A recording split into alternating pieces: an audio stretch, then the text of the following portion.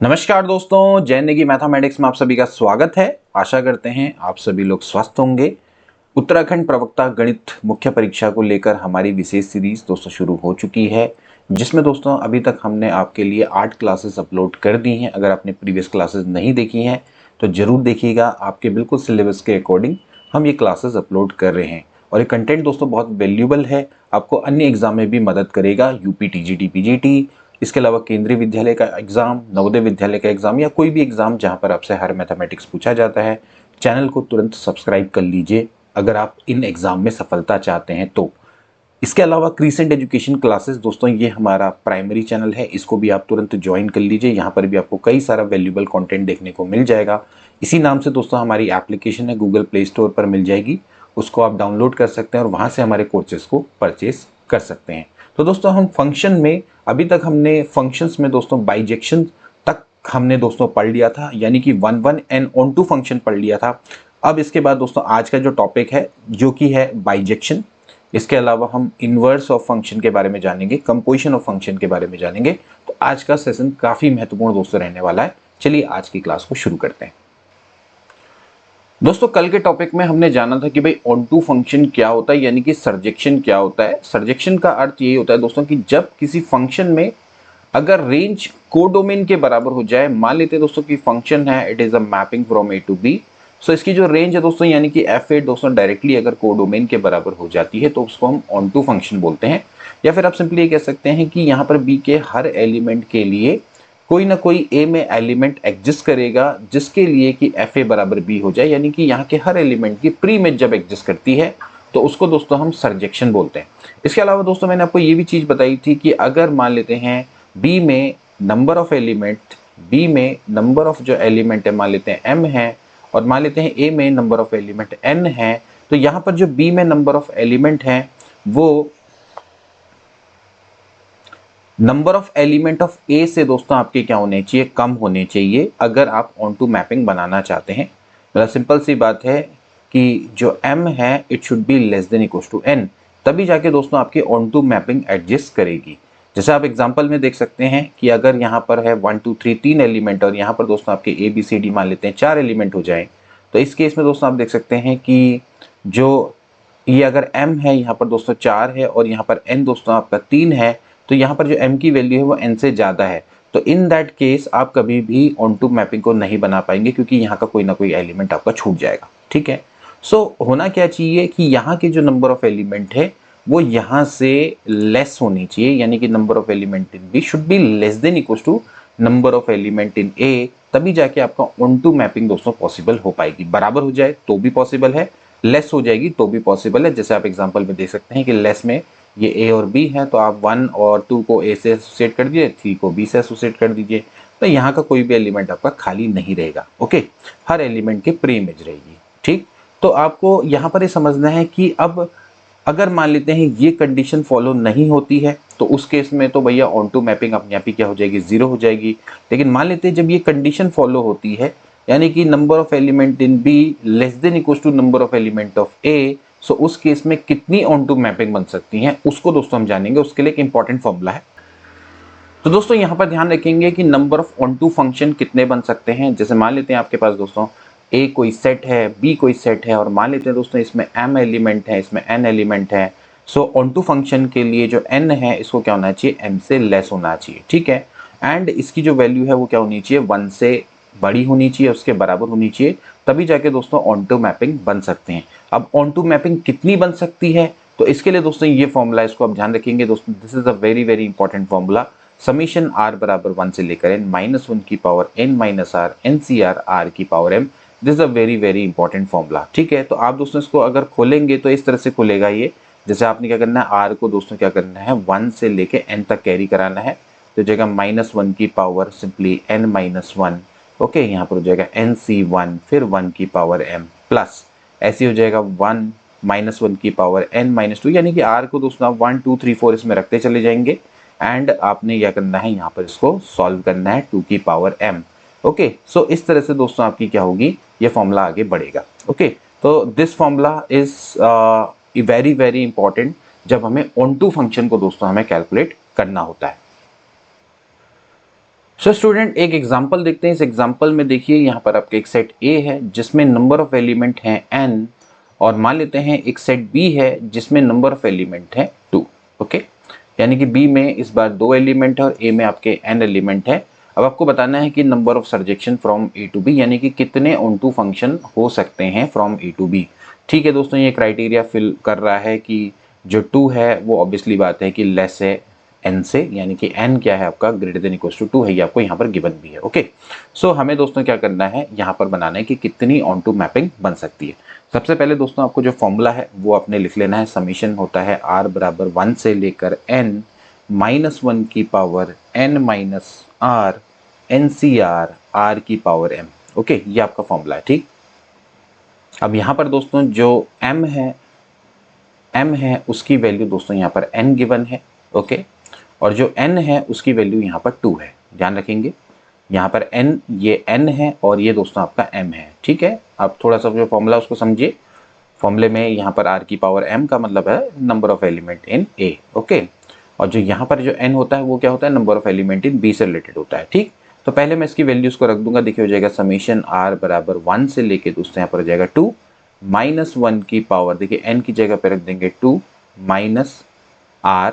Okay, NCR, n की जगह पे दोस्तों आपने क्या रखना है यहाँ पर 2 रखना है, तो हो जाएगा 2CR एंड देन r की पावर, दिस इज r की पावर कितना हो जाएगा दोस्तों यहाँ पर n हो जाएगा। ठीक है, क्योंकि m की जगह पे n रखना है। ठीक, तो ये आपका ये है। ठीक, अब हम क्या करेंगे, इसको दोस्तों खोलेंगे। तो यहाँ पर देखिए सबसे पहले r की जगह पे 1 रख देंगे, तो हो जाएगा माइनस 1 की power 2 minus 1, this is 2C1 and 1 की पावर n, फिर प्लस अगेन दोस्तों हो जाएगा माइनस, देखिए 1 से लेके 2 तक ही जाएगा, हो जाएगा 2 माइनस 2, यहाँ पर हो जाएगा 2C2 एंड देन यहाँ पर अपने r की जगह पे रख देना है 2 की पावर n।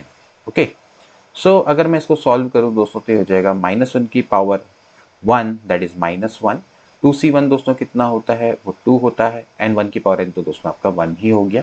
ओके, माइनस 1 की पावर 0 तो दोस्तों 1 हो जाएगा, 2C2 आपका 1 होता है, इनटू हो गया 2 की power n। So ultimately we have the result 2 की power n minus 2। Okay, so यहाँ पर आपके कितने ऑन टू फंक्शन दोस्तों बनेंगे, ये हो जाएगा आंसर 2 की पावर n माइनस 2। नाउ दोस्तों ये जो फॉर्मूला है, ये फॉर्मूला भी दोस्तों आप याद रख सकते हैं, और ज़्यादातर दोस्तों एग्जाम में इस तरह का फॉर्मूला पूछा जाता है। अब देखिए ये फॉर्मूला कब अप्लाई होता है दोस्तों, जब आपके बी में जो नंबर ऑफ एलिमेंट होते हैं 2 होते हैं, उस समय दोस्तों आप इस फॉर्मूला को अप्लाई कर सकते हैं।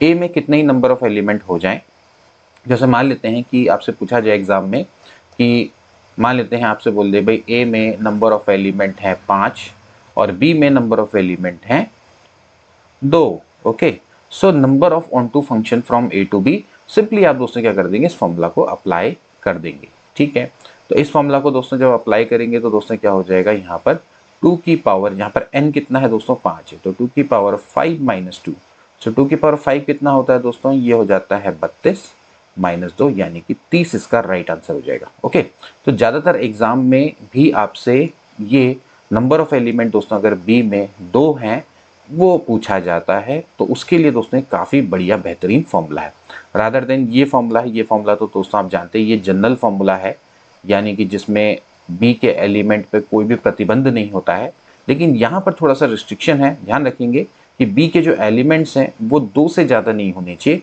तब आप इस फॉर्मूला का यूज़ कर सकते हैं। It's a very very important formula, और आप देखेंगे कि ज़्यादातर जो एग्जाम में क्वेश्चन आता है number of onto function का, उसमें बी में नंबर ऑफ एलिमेंट 2 ही होते हैं, तो आप डायरेक्टली इस फॉर्मूला को अप्लाई करके number of onto function निकाल सकते हैं। नेक्स्ट टॉपिक है दोस्तों वो है बाइजेक्शन। अब बाइजेक्शन दोस्तों क्या है कि अगर कोई फंक्शन है 1 1 एंड ऑन टू फंक्शन है तो उसको दोस्तों हम बोलते हैं बाइजेक्शन, यानी कि कोई इंजेक्शन है प्लस सरजेक्शन है तो उसको हम क्या बोलेंगे, बाइजेक्शन बोलेंगे। तो अगर f एक फंक्शन है, मैपिंग है फ्रॉम ए टू बी, ये बाइजेक्शन कब होगा, जब ये 1 1 होगा as well as onto होगा, यानी कि डिफरेंट एलिमेंट की डिफरेंट इमेज होगी। और इसका मतलब, और दूसरा है ऑन टू के केस में कि एफ ए बराबर क्या होगा, डायरेक्टली बी के बराबर होगा, यानी कि जो रेंज है कोडोमेन के बराबर होगी। तो आप सिंपली देख सकते हैं यहाँ पर a1 है, a2 है, a3 है, हर एलिमेंट की जो इमेज है वो डिफरेंट है, डिफरेंट एलिमेंट की डिफरेंट इमेज है।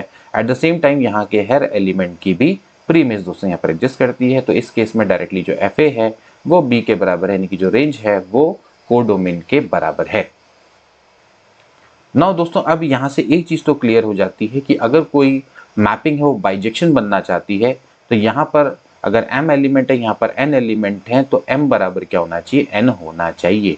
ठीक है, इसके बिना दोस्तों ये बाइजेक्शन होना पॉसिबल नहीं है। दोनों में जो नंबर ऑफ एलिमेंट है वो हमेशा क्या होंगे, इक्वल होंगे। सो अगर आपको बाइजेक्शन बनाना है तो दोनों सेट्स में नंबर ऑफ एलिमेंट हमेशा सेम होने चाहिए।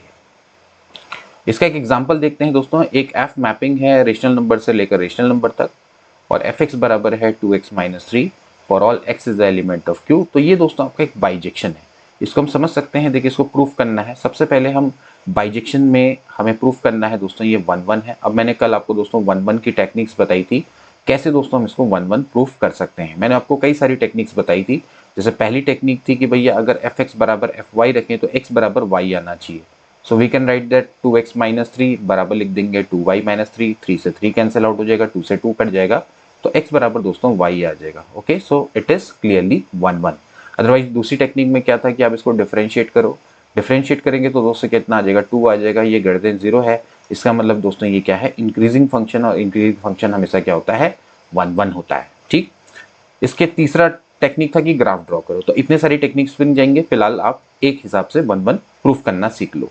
इसके बाद बात करेंगे ऑन टू फंक्शन की। ऑन टू में क्या होना चाहिए, हर एलिमेंट की प्री इमेज दोस्तों एग्जिस्ट करनी चाहिए। देखिए दोस्तों, यहाँ पर एक चीज ध्यान रखना है कि ये अगर मैं fx को कुछ देर के लिए y मान लूं तो यहाँ पर होना चाहिए 2x माइनस 3। सो यहाँ से दोस्तों आपका आ जाएगा x बराबर y प्लस 3/2। ओके, नाउ दोस्तों हम इतना जानते हैं कि ये x किसका एलिमेंट है दोस्तों, ये रेशनल नंबर है। ओके, एंड साथ ही साथ दोस्तों क्या है कि जो q है ये भी आपका रेशनल नंबर है।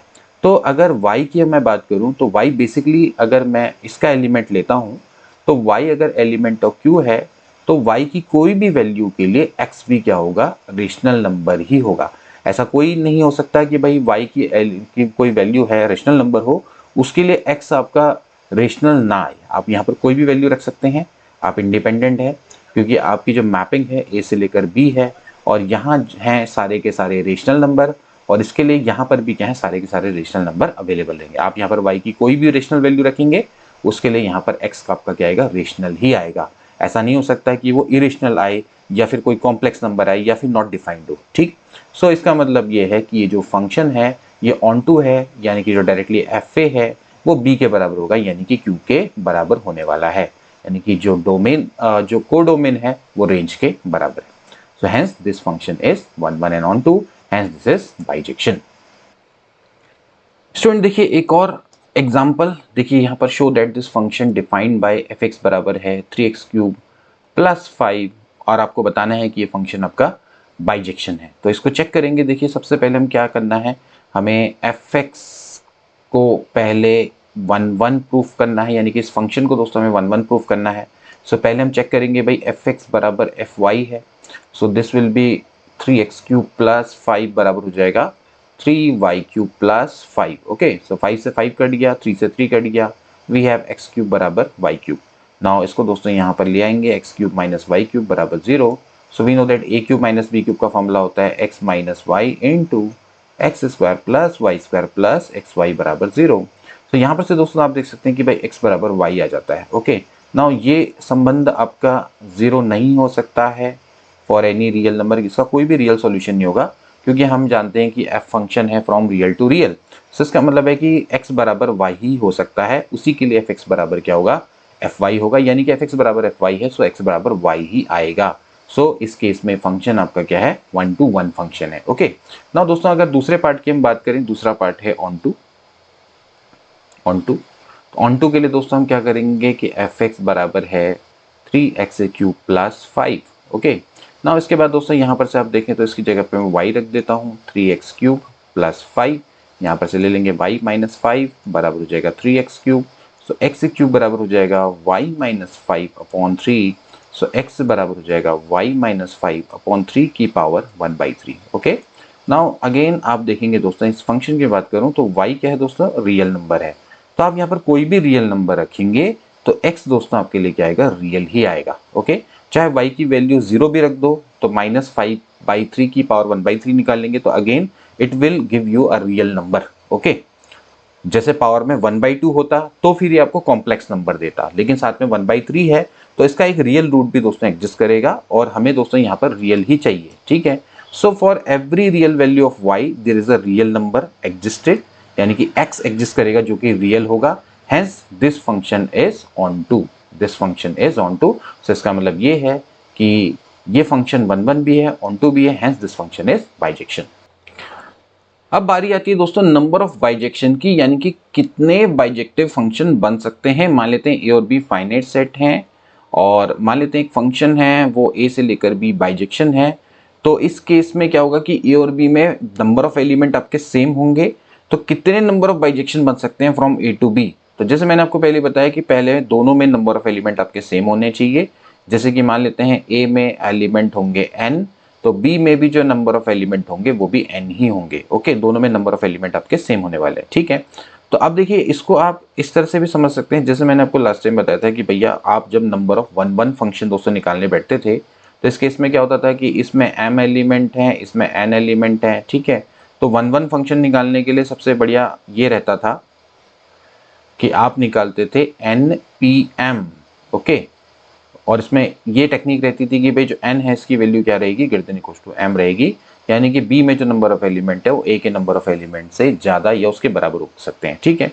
अब इस केस में क्या है भैया, जो बाइजेक्शन की बात करें तो 1 1 भी है, साथ साथ ऑन टू भी है।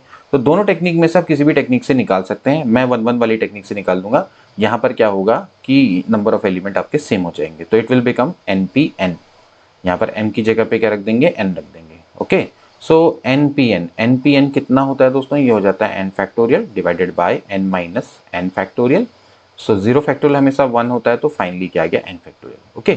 क्योंकि आपके पास यहाँ पर n एलिमेंट्स है और we are taking them all at a time. यहाँ पर n एलिमेंट है, we are taking them all at a time, so there is n factorial arrangement, okay. So इस तरह से आप उसको यहाँ पर समझ सकते हैं। तो नंबर ऑफ बाइजेक्शन क्या होते हैं, डायरेक्टली n फैक्टोरियल के बराबर हो सकते हैं, या फिर आप डायरेक्टली npn भी लिख सकते हैं, ठीक। इसके अलावा दोस्तों बात करेंगे एक आइडेंटिटी फंक्शन की। आइडेंटिटी फंक्शन दोस्तों क्या होता है कि मान लेते हैं अगर कोई फंक्शन है फ्रॉम ए टू ए, तो वो फंक्शन आइडेंटिटी फंक्शन कब कहलाएगा दोस्तों, वो तब आइडेंटिटी फंक्शन कहलाएगा अगर fx बराबर x हो जाए। कहने का मतलब ये है कि वो x के हर एलिमेंट को अपने संगी दोस्तों जब वो एसोसिएट करेगा उसको हम क्या बोलेंगे, आइडेंटिटी फंक्शन बोलेंगे। लाइक अगर जैसे मान लेते हैं हमारे पास 1 2 3 4 ए के एलिमेंट है और यहाँ पर भी ए के एलिमेंट है 1 2 3 4, तो 1 को 1 से एसोसिएट, 2 को 2 से, 3 को 3 से, 4 को 4 से, तो इसको दोस्तों हम क्या बोलेंगे, आइडेंटिटी फंक्शन बोलेंगे। सो एफ अगर एक मैपिंग है फ्रॉम ए टू ए, ये आइडेंटिटी फंक्शन कब कहलाएगा, जब एफ एक्स बराबर होगा X for all X is the element of A. जैसे कि दोस्तों हमने आइडेंटिटी रिलेशन के बारे में दोस्तों जाना था प्रीवियस क्लासेस में, तो दोस्तों वैसे ही क्या होता है, आइडेंटिटी फंक्शन होता है। इसको आप कैसे दिखाएंगे, एफ एक्स बराबर एक्स से दोस्तों हम इसको प्रेजेंट करेंगे। अब दोस्तों हम बात करेंगे नेक्स्ट टॉपिक की, इसका नाम है composition of function. Composition of function को दोस्तों किस तरह से डिफाइन करेंगे, देखिए डेफिनेशन है, मान लेते हैं एफ दोस्तों अगर मैपिंग है from A to B and again दूसरा मैपिंग है जी है जो कि है फ्रॉम बी टू सी। तो अब दोस्तों हम इनके कंपोजिशन को दोस्तों कैसे दिखाते हैं, जी ओ एफ से दिखाते हैं, and it is a mapping from A to C, it is a mapping from A to C. इस तरह से हम इसको डिफाइन करते हैं और इसको डिफाइन करने का तरीका क्या होता है, जी O F of X is equal to होता है जी ऑफ एफ एक्स के बराबर, okay, for all X is the element of A. इस तरह से हम दोस्तों क्या करते हैं, कंपोजिशन को डिफाइन करते हैं। अब यहाँ पर इसको समझना है कि इसका मीनिंग क्या है। देखिए आप एक तरह से समझ लीजिए कि भैया जब भी आप कंपोजिशन यानी कि दो फंक्शन को कंपोज कर रहे हैं, तो यहाँ पर ये चीज है कि जी ओ एफ को एग्जिस्ट होने के लिए एफ यानी कि जो एफ का रेंज है वो G के डोमेन का सबसेट होना चाहिए, उसके बराबर होना चाहिए, ठीक है। जैसे यहाँ पर साफ साफ हम देख सकते हैं कि जो FA है it is subset of B, you can clearly see that, क्योंकि F की जो रेंज होगी बेसिकली FA होगी वो B का क्या होगी, सबसेट होगी, एंड जो B है वो G का क्या है, डोमेन है। तो डोमेन का क्या होना चाहिए, सबसेट होना चाहिए, तभी जाके दोस्तों आपका क्या होगा, जो GOF है वो आपका एग्जिस्ट करेगा। तो यहाँ पर एक चीज समझनी है कि GOF एग्जिस्ट करने के लिए, कंपोजिशन को एग्जिस्ट करने के लिए जो रेंज ऑफ एफ है must be the subset of the domain of G, otherwise G O F exist नहीं करेगा। इसी सिनेरियो में दोस्तों अगर मैं मान लेते हैं एफ ओ जी को कैलकुलेट करना चाहूंगा तो वो कैलकुलेट नहीं हो पाएगा, वो एग्जिस्ट नहीं करेगा, क्योंकि साफ साफ आप देख सकते हैं कि जो जी का रेंज है G B, it is not the subset of the domain of F, क्योंकि डोमेन ऑफ एफ क्या है दोस्तों, ए है। तो यहाँ पर दोस्तों ये चीज क्लियर होनी चाहिए, एफओजी दोस्तों ऐसे एग्जिस्ट नहीं करेगा। एफओजी को दोस्तों अगर एग्जिस्ट करवाना है तो यहाँ पर दोस्तों एक चीज समझेंगे हम, यहाँ पर जो मैपिंग है उसको हम इस तरह से डिफाइन कर सकते हैं, let G is a mapping from A to B and F is a mapping from B to C. So then दोस्तों आपका एफओजी एग्जिस्ट करेगा एंड इसकी जो मैपिंग होगी क्या होगी, फ्रॉम ए टू सी। इस तरह से दोस्तों उसको आप डिफाइन करेंगे। तो यहाँ से दोस्तों एक चीज तो क्लियर हो गई कि G O F does not equal to F O G generally. Okay, ये आपने समझ लिया। तो आप समझ लीजिए कि जब कंपोजिशन को आपने एग्जिस्ट करवाना है, यानी कि जी ओ एफ या एफ ओ जी करवाना है, तो अगर आप जी ओ एफ को एग्जिस्ट करवाना चाहते हैं तो एफ की जो रेंज है वो जी के डोमेन का सबसेट होना चाहिए। भाई ऑब्वियसली बात है, इसको हम जी ओ एफ ऑफ एक्स को हम कैसे डिफाइन कर रहे हैं, हम इसको ऐसे डिफाइन कर रहे हैं G of F X. F X का अर्थ क्या है दोस्तों, सिंपली रेंज का एलिमेंट। ओके, अब ये जी के डोमेन में होना चाहिए। भाई अगर इसके डोमेन में होगा ही नहीं तो जी ऑफ एफ एक्स कैसे एग्जिस्ट करेगा। मान लेते हैं भाई एफ एक्स बराबर, अगर जैसे मान लेते हैं 2 आता है और आपको पता है कि G2 यानी कि G के डोमेन में 2 है ही नहीं, तो G2 की वैल्यू कैसे निकालोगे। ठीक, तो यहां पर ये चीज क्लियर होनी चाहिए कि अगर आप G ऑफ एफ एक्स निकालना चाहते हैं तो जो f की रेंज होगी, लाइक एफ एक्स जो भी आएगा वो दोस्तों G के डोमेन में एग्जिस्ट करना चाहिए। सिमिलरली अगर आप एफ ओ जी निकालना चाहते हैं तो भाई सिंपल सी बात है, f of g of x जैसे कि हम इसको डेफिनेशन में डिफाइन करते हैं, तो जी एक्स की जो वैल्यू आएगी वो एफ के डोमेन में एग्जिस्ट करनी चाहिए, यानी कि इसकी जो रेंज है वो इसके डोमेन का सबसेट हो जाए या उसके बराबर हो जाए। अब जी एक्स की जो भी वैल्यू आएगी, जैसे मान लेते हैं 3 आती है तो एफ के डोमेन में होना चाहिए। अब मान लेते हैं एफ के डोमेन में नहीं है तो f3 की वैल्यू कहां से निकालोगे ना। तो ये आप इस तरह से कंपोजिशन ऑफ फंक्शन को अच्छे से समझ सकते हैं। स्टूडेंट इसको एक एग्जांपल की मदद से दोस्तों समझने का प्रयास करेंगे। देखिए R एक सेट है रियल नंबर का, F इज अ मैपिंग है from real to real, f x बराबर आपको दिया हुआ एक्स स्क्वायर, और जी एक मैपिंग है again from real to real, तो जी एक्स बराबर है 2x प्लस 1। ओके, नाउ इस केस में दोस्तों आपके जो सेट्स हैं वो डिफरेंट नहीं है, यहाँ पर रियल टू रियल है, रियल टू रियल है, तो कोई समस्या नहीं है। यहाँ पर एफ ओ जी और जी एफ दोनों के दोनों को आप कैलकुलेट कर सकते हैं, क्योंकि एट द सेम टाइम जी का जो रेंज होगा वो एफ के डोमेन का सबसेट होगा and eight the same time F का जो रेंज होगा वो जी के डोमेन का सबसेट होगा। तो दोनों को आप दोस्तों क्या कर पाएंगे, कैलकुलेट कर पाएंगे। लेकिन दोस्तों हमें साथ साथ ये भी शो करना है कि जो एफ ओ जी है it is not equal to G F. So दोस्तों अगर मैं इसको कैलकुलेट करना चाहूँ तो देखिए कैसे निकालते हैं। F O ji of x we know that this is nothing but f of g x के दोस्तों बराबर होता है। ठीक है, नाउ अगर मैं जी एक्स की बात करूं तो this is equal to 2x plus 1, it is given to us. Now 2x plus 1 को दोस्तों मैं कुछ देर के लिए y मान लेता हूं, मान सकता हूं। नाउ आपको दोस्तों एफ ऑफ एक्स क्या दिया हुआ है, x square, so f of y क्या हो जाएगा, वाई स्क्वायर। y की वैल्यू दोस्तों यहाँ पर से रख देंगे, दैट इज 2x प्लस 1 का होल स्क्वायर। ओके, नाउ ये तो हो गया आपका पहला केस। दूसरे केस में दोस्तों मुझे निकालना है जी O F of x. Okay, so we can see that this is can be written as g of fx. Okay, so g of fx, what is the value of fx, that is x square। x square को दोस्तों मैं कुछ देर के लिए चलो मैं z मान लेता हूँ, and g of x that is 2x plus 1, so this will be 2z plus 1, and यहाँ पर दोस्तों अगर मैं देखूँ तो इसकी वैल्यू मैं रख दूंगा 2x square plus 1, क्योंकि z की value x square। so clearly you can see that कि f o g of x है 2x plus 1 का होल स्क्वायर और ये है 2x square plus 1, both are not equal, दोनों के दोनों इक्वल नहीं है। So f O g does not equal to g O F. Okay, यानी कि दोस्तों आप देखा जाए तो कंपोजिशन ऑफ फंक्शन है वो आपका कम्यूटेटिव लॉ को फॉलो नहीं करता है। तो आप इस तरह से इसको समझ सकते हैं। स्टूडेंट एक और एग्जांपल देखेंगे, जैसे f is a mapping from real to real, again f x बराबर है साइन एक्स, जी अगेन इस मैपिंग है real to real, g x बराबर एक्स स्क्वायर। इस केस में आप दोनों को कैलकुलेट कर सकते हैं। देखिए ध्यान देने वाली बात तब होती है जब यहाँ पर जो आपके सेट्स होते हैं वो डिफरेंट होते हैं। ठीक है, देन आपको चेक करना होता है कि कौन किसका डोमेन, यानी कि किसी की रेंज किसके डोमेन का सबसेट है। ठीक है, तभी जाके वो उसी हिसाब से कंपोजिशन को कैलकुलेट कर पाते हैं। ठीक है, तो यहाँ पर हो जाएगा f O ji of x बराबर हो जाएगा f of g x. Okay, so मैं डायरेक्टली करूंगा दोस्तों, यहाँ पर हो जाएगा एफ ऑफ एक्स स्क्वायर, आप देख सकते हैं जी एक्स क्या है, एक्स स्क्वायर है, एंड नाउ एफ एक्स की वैल्यू है साइन एक्स, तो यहाँ पर हो जाएगा sine of x square. Okay, directly मैं निकाल रहा हूँ। ओके, आप चाहें तो मेरी जो प्रीवियस टेक्निक है उससे निकाल सकते हैं। यहाँ पर हो जाएगा g of F x, so f x की वैल्यू अगेन क्या है दोस्तों, वो है sine x, and then g of x क्या होता है, एक्स स्क्वायर, यानी कि हो जाएगा साइन एक्स का whole square, so that is sine square x. So clearly you can see that this is sin x square, this is sin square x, both are different। दोस्तों एक question देखेंगे, बड़ा अच्छा क्वेश्चन है। F x बराबर है sign square x plus pi by 3, cos x plus pi by 3, और जी 5/4 की वैल्यू 1 है दोस्तों। आपको दोस्तों क्या करना है, जी ऑफ एक्स को दोस्तों कैलकुलेट करना है। अच्छा क्वेश्चन है दोस्तों, इसको किस तरह से किया जाएगा एक बार देखते हैं इसका सॉल्यूशन। इसमें हम दोस्तों ट्रिग्नोमेट्री का दोस्तों यूज़ करेंगे। हम जानते हैं भाई साइन स्क्वायर एक्स है वो होता है 1 माइनस कॉस 2x/2। हम दोस्तों इस फॉर्मूला का यहाँ पर प्रयोग करेंगे। तो देखिए हम इसको कैसे करेंगे, लेट एफ एक्स बराबर यहाँ पर से साइन स्क्वायर एक्स है, उसको मैं लिखूंगा 1 माइनस कॉस 2x/2 प्लस ऐसी दोस्तों यहाँ पर साइन स्क्वायर है तो यहाँ पर मैं लिख दूंगा 1 माइनस कॉस, मल्टीप्लाई कर देंगे दोस्तों अंदर 2x प्लस 2π/3। ध्यान रखना दोस्तों 2 को मल्टीप्लाई कर देना है डिवाइडेड बाई 2। अगेन दोस्तों यहाँ पर है 2 कॉस ए कॉस बी। हम 2 कॉस ए कॉस बी का यहाँ पर फॉर्मूला लगाएंगे तो मैं काम करूंगा पहले 2 से मल्टीप्लाई कर देता हूँ ऊपर नीचे, एंड देन दोस्तों मैं क्या करूंगा 2 कॉस ए कॉस बी का फॉर्मूला यहाँ पर लगाऊंगा। ठीक है, तो पहले थोड़ा सा ट्रिग्नोमेट्री का हमने यहाँ पर प्रयोग करना है। तो यहाँ पर से आप देखेंगे तो दोस्तों ये हो जाएगा 1/2 प्लस 1/2। इसको मैं कॉमन ले लेता हूँ दोस्तों, यहाँ पर से लिख देता हूँ 1 minus cos 2x plus 1 minus cos 2x plus 2π/3। Okay, and plus दोस्तों यहाँ पर भी लगाऊंगा 1/2। यहाँ पर ध्यान रखना दोस्तों जो 2 कॉस ए कॉस बी होता है, cos A plus B plus cos A minus B का फॉर्मूला होता है। तो यहाँ पर हो जाएगा कॉस ए प्लस बी यानी कि x plus π/3 plus cos A minus B यानी कि दोनों का डिफरेंस निकालना है।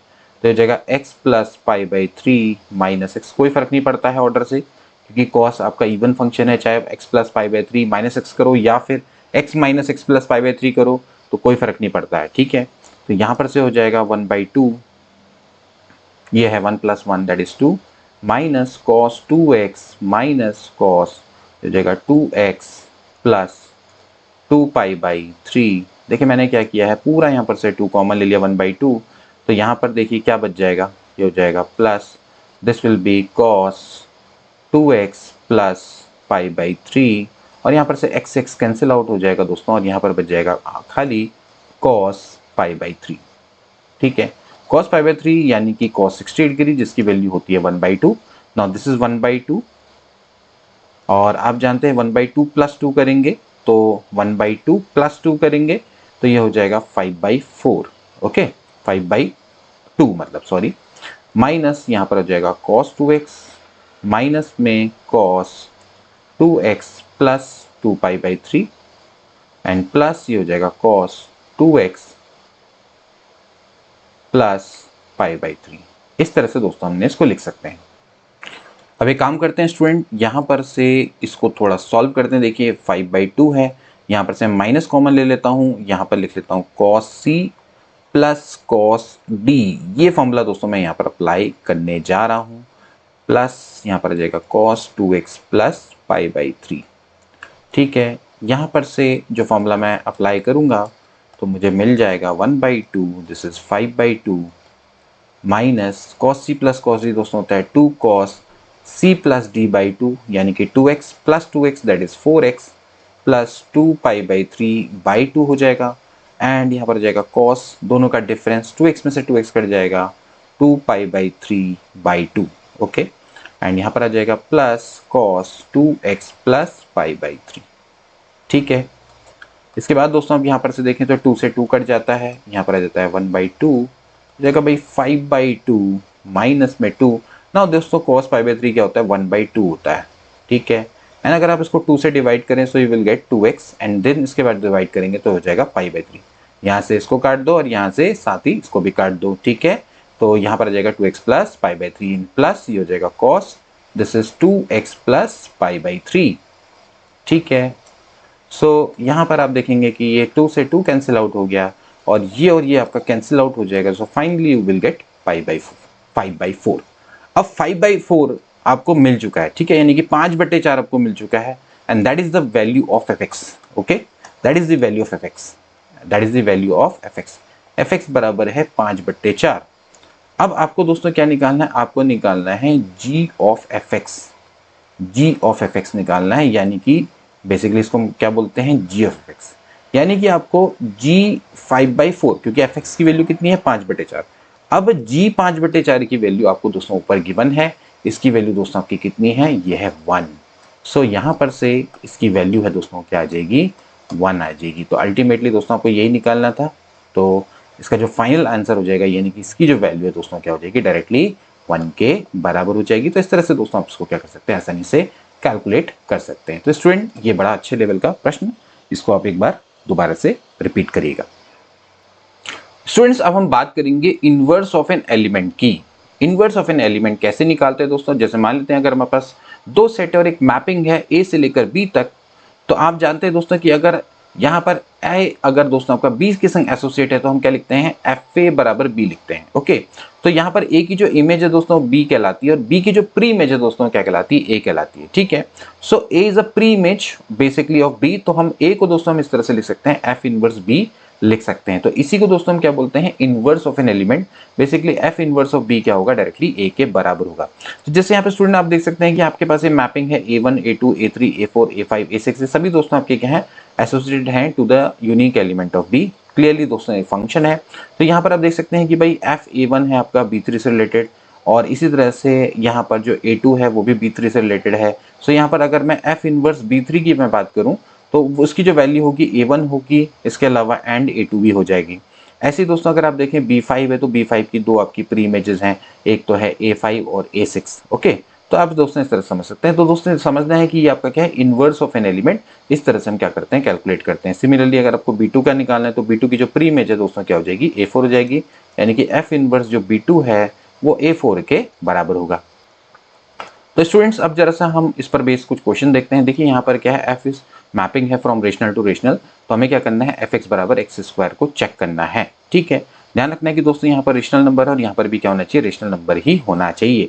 तो सबसे पहले दोस्तों मैं बात करूंगा एफ इनवर्स 9, यानी कि आपको 9 की प्री इमेज निकालनी है, यानी कि एक ऐसा नंबर जो कि फंक्शन में रखने पर 9 आ जाए। ओके, सो यहाँ पर एफ इनवर्स एक्स बराबर एफ इनवर्स 9 बराबर मैं दोस्तों क्या मान लेता हूँ, एक्स मान लेता हूँ।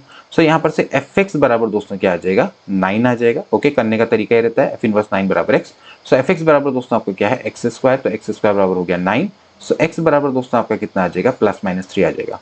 अब ऑब्वियसली बात है दोनों के दोनों आपके क्या है, रेशनल नंबर हैं। सो इसका मतलब ये है कि इसकी दो इमेजेस हैं, प्री इमेजेस हैं, एक है -3 और एक है 3। तो ये इसका क्या हो जाएगा, राइट आंसर हो जाएगा। ओके, सिमिलरली अगर आप दोस्तों यहाँ पर से देखें एफ इनवर्स ऑफ -5 है, let this is equal to X, तो यहाँ पर से हो जाएगा एफ एक्स बराबर हो जाता है -5, यानी कि एक्स स्क्वायर बराबर हो जाता है -5।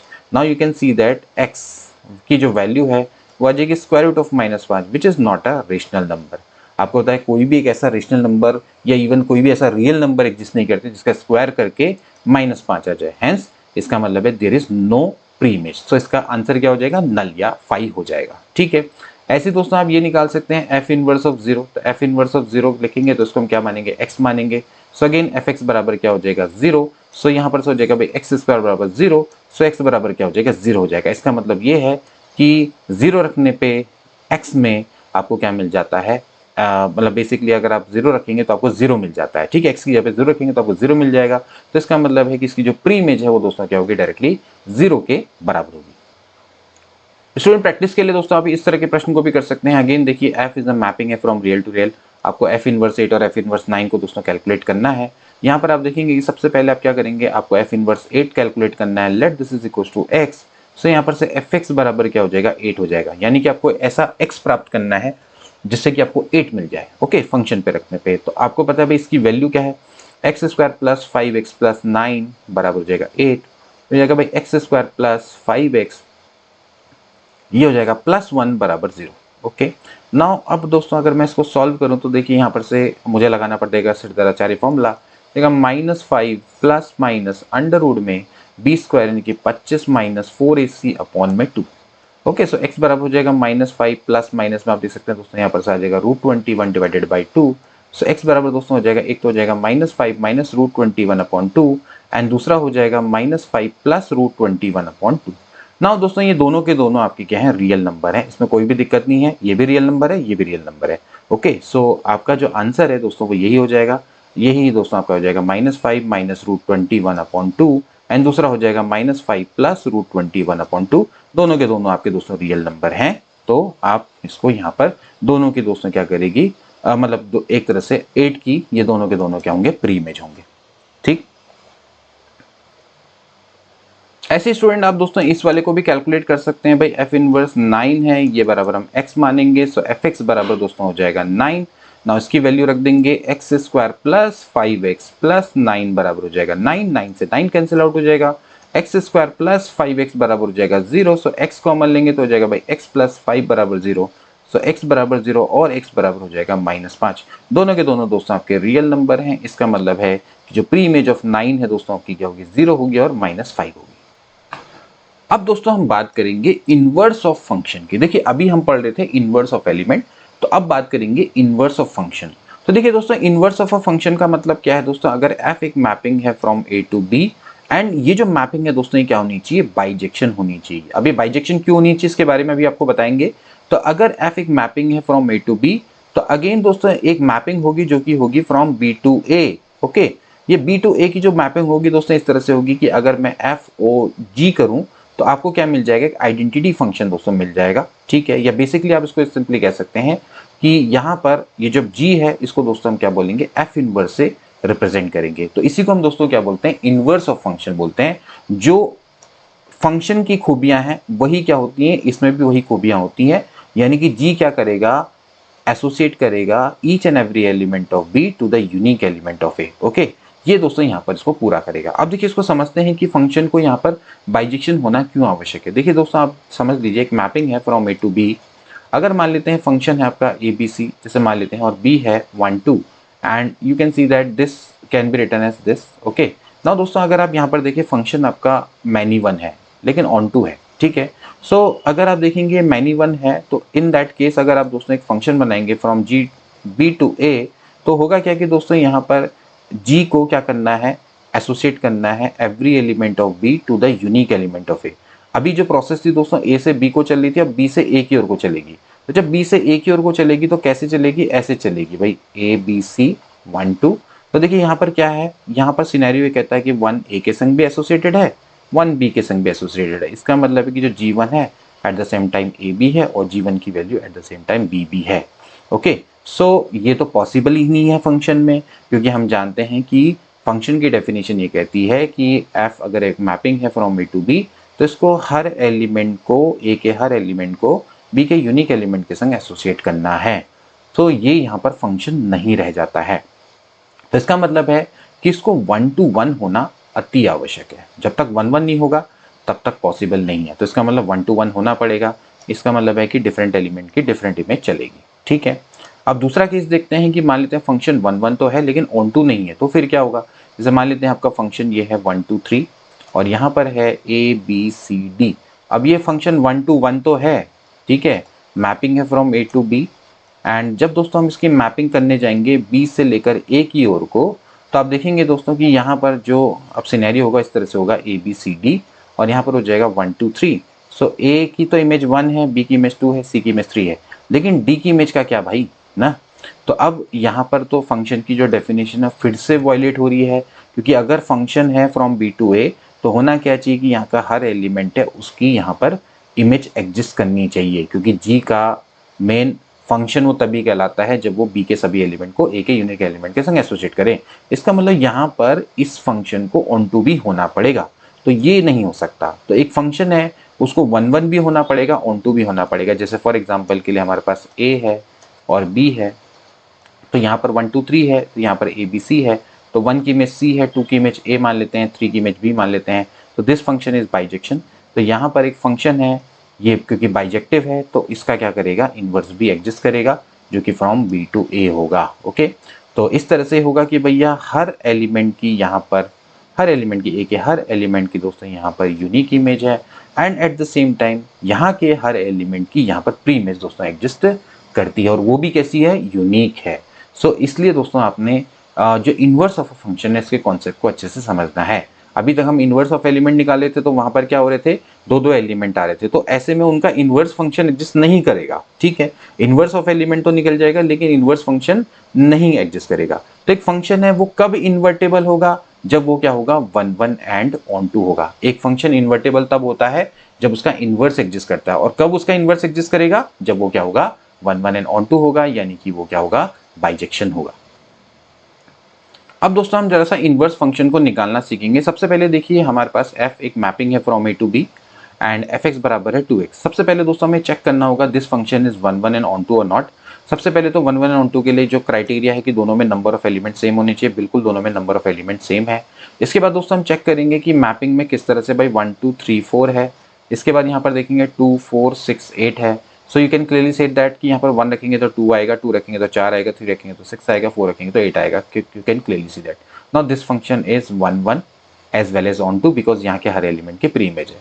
तो इसका मतलब है कि एफ इनवर्स क्या करेगा, एग्जिस्ट करेगा।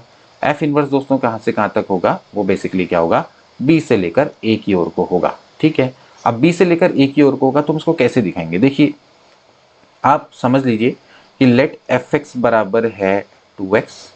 सो आप क्या करेंगे, इसको मान लेंगे y। ओके, नाउ x बराबर हो जाएगा y अपॉन 2। ध्यान रखना है कि आपने लेट, हमने इस तरह से मानना है कि लेट y बराबर, लेट f इनवर्स x बराबर अगर मैं y मानूं तो x बराबर क्या होगा, fy के बराबर होगा। ठीक है, सो यहाँ पर दोस्तों आपने क्या किया, इसकी जगह पर रख दिया fy दैट इज y/2। ठीक है, इस तरह से हम इसको दिखा सकते हैं। तो यहाँ पर जो इनवर्स फंक्शन है उसको हम इस तरह से कैलकुलेट कर सकते हैं। ठीक है, या फिर आप इसको ऐसे दिखाइए, जैसे सॉरी एक सेकेंड है, यहाँ पर हम इसको ऐसे भी दिखा सकते हैं।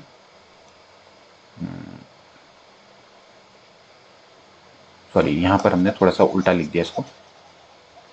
इसको लिखने का तरीका मतलब ऐसा रहेगा, लेट y बराबर है एफ एक्स, तो x बराबर क्या हो जाएगा, f इनवर्स y हो जाएगा। ठीक है, तो यहाँ पर हम क्या रख देंगे, x की जगह पे f इनवर्स y रख देंगे। ठीक, तो अब बाद में जो y है, y को दोस्तों मैं क्या कर सकता हूँ, x से रिप्लेस कर सकता हूँ, तो ये हो जाएगा f इनवर्स x बराबर x/2।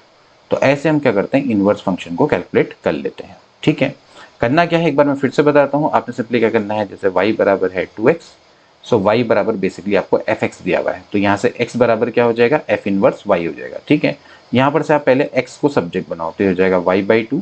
x की वैल्यू है f इनवर्स y, तो ये हो जाएगा y/2। ना आपको पता है दोस्तों कि f इनवर्स y बराबर y/2 है, तो f इनवर्स x कितना हो जाएगा, वो हो जाएगा x/2। So that is your inverse function. Okay, so आपने इनवर्स फंक्शन को दोस्तों इस तरह से निकालना है। इसके अलावा दोस्तों अगर आप इस क्वेश्चन में देखें तो आपको जो फंक्शन है इसको आपको ऑर्डर्ड पेयर में लिखना है। तो ऑर्डर्ड पेयर में भी दोस्तों आप इसको लिख सकते हैं कि भैया जैसे आपको कोई फंक्शन है, मैंने आपको बताया था कि फंक्शन को एज ए रिलेशन कैसे लिखते हैं। तो 1 किससे रिलेटेड है, 2 से रिलेटेड है, फिर इसके बाद 2 है वो 4 से रिलेटेड है, 3 आपका 6 से रिलेटेड है और 4 आपका 8 से रिलेटेड है, इस तरह से। ठीक है, तो एफ इनवर्स क्या हो जाएगा, जस्ट उल्टा लिख देंगे। 2 आपका 1 से हो जाएगा, 4 2 से हो जाएगा, 6 3 से रिलेटेड हो जाएगा एंड 8 आपका 4 से रिलेटेड हो जाएगा। तो इस तरह से हम इसको क्या कर सकते हैं, ऑर्डर्ड पेयर में शो कर सकते हैं। स्टूडेंट एक इंपॉर्टेंट प्रॉपर्टी को थोड़ा सा डिस्कस करेंगे कि भैया अगर मान लेते हैं एफ एक बाइजेक्शन है फ्रॉम ए टू बी, यानी कि ये 1 1 एंड ऑन टू फंक्शन है, और मान लेते हैं दोस्तों g क्या है, इसका इनवर्स है। ओके, एक चीज ध्यान रखना दोस्तों कि अगर f 1 1 एंड ऑन टू है तो ऑब्वियसली बात है कि g भी क्या होगा, 1 1 एंड ऑन टू होगा, क्योंकि आप g क्या है वो उसका इनवर्स है। तो ये 1 to 1 एंड ऑन टू है, तो ये भी 1 to 1 एंड ऑन टू होगा। ठीक है, तो दोस्तों जब हम इसका कंपोजिशन करते हैं यानी कि f और g करते हैं तो हमें क्या मिलेगा, तो दोस्तों बेसिकली हमें क्या मिलेगा, आइडेंटिटी फंक्शन मिलेगा। अभी आइडेंटिटी फंक्शन क्या होगा, ऑन द सेट बी होगा। ऐसी जब हम जी ओ एफ निकालेंगे तो ये क्या होगा, आइडेंटिटी सेट ऑन ए होगा। दोस्तों इसको हम डेफिनेशन से समझ सकते हैं। हमने दोस्तों क्या पढ़ा था कि भाई अगर आप एफ ओ जी निकालना चाहते हैं तो जी का जो रेंज है वो एफ के डोमेन का सबसेट होना चाहिए। ठीक है, तो अगर दोस्तों मैं यहाँ पर से देखो, जब मैं दोस्तों एफ ओ जी निकाल रहा हूँ, तो एफ ओ जी मैं जब निकाल रहा हूँ तो it is a mapping generally कहाँ से कहाँ तक होगी दोस्तों, फ्रॉम बी टू बी हो जाएगी। आप इसको इस तरह से बना सकते हैं, बी से लेकर बी तक। ठीक है, वहीं दूसरी ओर जब मैं एफ ओ जी निकालना चाह रहा हूँ तो एफ ओ जी में बेसिकली क्या होगा दोस्तों, ये स्टार्ट होगा फ्रॉम ए से और कहाँ तक की जाएगा, ए की ओर को जाएगा। आप देख सकते हैं जो हमने लास्ट टाइम कंपोजिशन अभी आपको बताया। ठीक, तो आप साफ साफ यहाँ पर देख सकते हैं कि भाई इसका एफ ए बेसिकली ये क्या है, एफ ए क्या है दोस्तों, आपका बी का सबसेट है। तो अगर एफ ए बी का सबसेट है so you can easily calculate G O F. Okay, and similarly GB is a subset of A, क्योंकि it's clearly say that this is the codomain and तो GB क्या होगा दोस्तों, इसका क्या होगा, सबसेट होगा। तो GB is a subset of A, hence you can easily calculate FOG। तो FOG बेसिकली क्या है कि mapping from B to B। सो इसका मतलब है कि यहाँ पर क्या आएगा, एक आइडेंटिटी सेट आएगा। ऑब्वियसली बात है, आइडेंटिटी फंक्शन क्या होता है, जो कि B के एलिमेंट को B के एलिमेंट के संग एसोसिएट करता है। और कैसे एसोसिएट करता है, बाई इटसेल्फ, यानी कि यहाँ पर अगर आप आई बी करेंगे ऑफ एक्स करेंगे तो you will gate again x, जैसे मैंने अभी आपको आइडेंटिटी फंक्शन बताया था, ठीक है।